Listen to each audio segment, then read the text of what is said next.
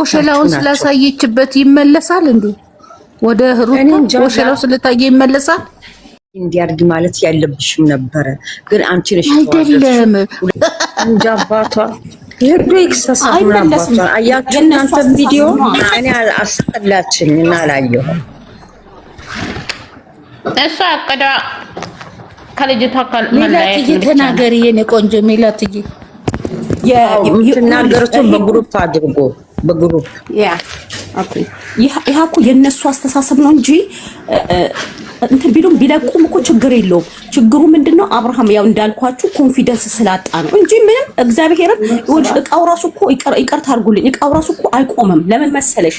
አንደኛ ነገር በትክክለኛው ተኝቷል። ስለተኛ ኦልሬዲ እቃውም እኮ ይተኛል። ገባሽ አይደል? እንደዛ ነው።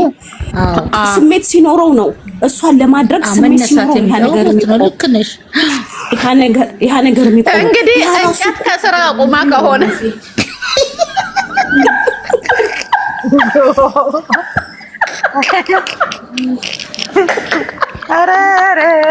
ቆይ ልንገራችሁ አንድ ነገር ልንገራችሁ። አሁን እቺ ግን ነገር ማለት ነው ያለው ነጋጅ እንዴት ነው የሚሰራው ስራው? ቆይ እኔ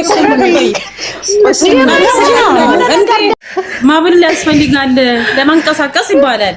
ይሄ ሰውዬው ሳይበላ ሳይጠጣ 2 ቀን ሙሉ ተኝቶ ተጋድሞ እንኳን ነዳጅ ልነሳ አይደለም ወደዚህ ልወዛወዝ አይደለም ምንም ነገር ስታንድ ማይልበት መንገድ ላይ ሳይኖር ሴትዮ አይኔን ወጥቶኛል ብላ ምትከስ እንደው መዳን ያለ ማግና እንጂ እሱ እኮ ነው የምልሽ። ብትከሰው እንኳን እቃው አልቆመም። ለምን ስታንድ አለ የራሳን አፋን አስከፍታ የሱም በቀስ አራውን ብላችሁ እንትን ሳይሆን ማለት ነው። በእንትን በዩቲዩብ በእንትን እየገባን እንጻፍለትና ካልተሰሳተ ተጣጣው በሉ ይላል። ነዳጁ ሳይነሳ ድረስ ሳይነሳ ዝም ብሎ እንዴት ነው? ቆይ ነገሩ ግራም ይገማ እኮ ነው። አንድ ነገር እኮ ሲሰራ አርማታውን ሲቦክ ነው ከስር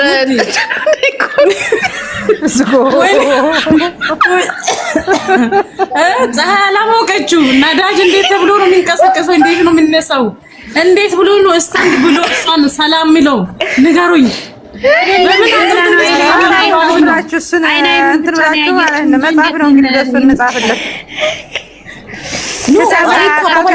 ትልቀቀው ችግር የለውም። ትልቀቀው ለፖሊስ ጣቢያ ብለዋል። ምን ያሳፍረዋል? ሄርሜላ ሆኖ እሱ ጋር ነው የምትኖረው አይደለ?